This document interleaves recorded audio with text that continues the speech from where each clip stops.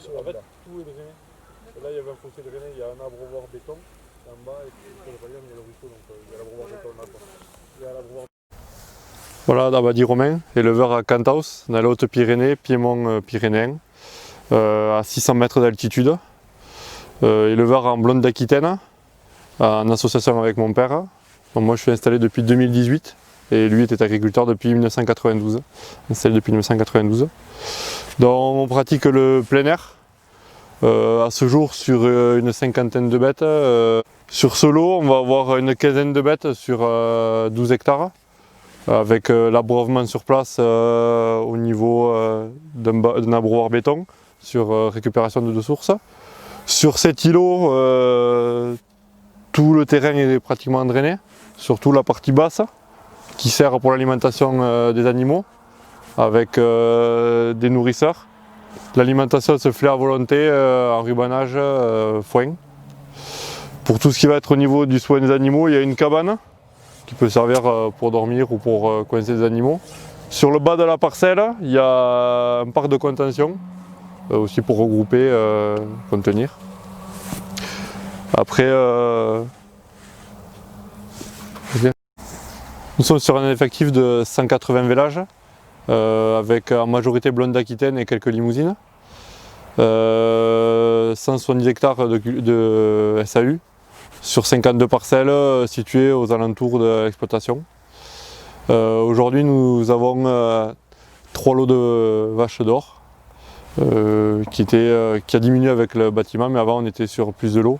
Toujours d'environ une dizaine de bêtes, 10-15 bêtes, pour éviter tout ce qui était concurrence au niveau de l'alimentation et surtout dégradation des prairies.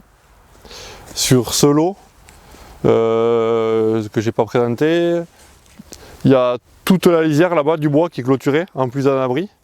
Et on va être sur le bas avec le ruisseau et le terrain qui remonte sur la voie ferrée. Et on a une aire de couchage sur l'eau, les bêtes vont choisir où est-ce qu'elles veulent aller. C'est souvent soleil levant, là où c'est le plus sain, comme c'est un peu en pente. Au niveau des nourrisseurs qui sont sur le bas, on a 2 nourrisseurs pour les veaux, ça c'est au choix de l'alimentation des veaux. S'ils préfèrent venir en haut ou en bas quand ils sont petits, en bas quand les vaches mangent, en haut quand elles sont sur le couchage. Au niveau du point de vue sanitaire, le problème surtout va être au niveau de la surveillance. On avait fait le choix la nuit de malheureusement plus venir parce que ça devenait trop compliqué. Après il y a en comparaison pas plus de problèmes de vélage que dedans. Le seul problème sur des hivers pluvieux, humides, c'est les veaux qui vont pas arriver à téter. Donc là il y a un soin, il faut regrouper, venir faire téter dehors. C'est le point surtout négatif. Après, au point de vue sanitaire, diarrhée et tout, dehors, c'est rarement problématique. Même jamais, on n'a jamais eu forcément de problème par rapport à ce qui pourrait être arrivé en bâtiment. Le plus souvent, le veau qui a tété, c'est un veau sauvé.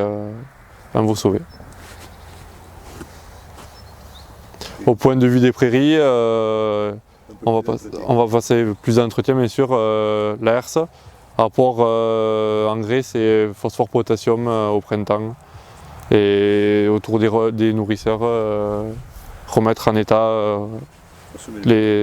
ressemer, remettre en état le piétinement des vaches selon l'hiver qui s'est produit.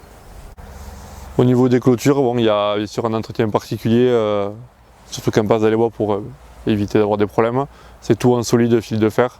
Et après, on a la chance de pouvoir passer sur une clôture sur secteur pour pas avoir de problème de batterie, déjà pas avoir le souci de l'électricité. Là on est sur un des 3 parcs de contention que là on a sur l'exploitation. De conception simple avec un couloir de contention.